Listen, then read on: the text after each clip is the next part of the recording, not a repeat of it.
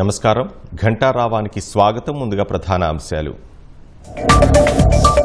చందనోత్సవం వేళ సింహాచల ఆలయంలో ఘోర ప్రమాదం. భారీ వర్షానికి భక్తులపై కూలిన గోడ, 7 మృతి.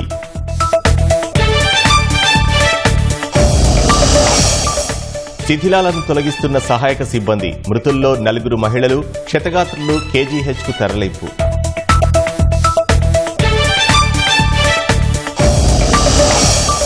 సహాయక చర్యలను హోంమంత్రి, కలెక్టర్, సిపి బాధితులకు అండగా ఉంటామని ప్రకటన.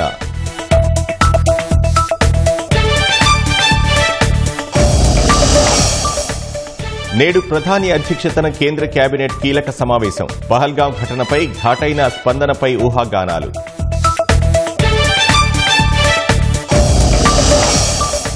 వైసీపీ హయాంలో 3,500 కోట్ల మద్యం కుంభకోణం. మిథున్ రెడ్డి ముందస్తు బెయిల్ పిటిషన్పై సుప్రీంకోర్టులో ఏపీ ప్రభుత్వం కౌంటర్.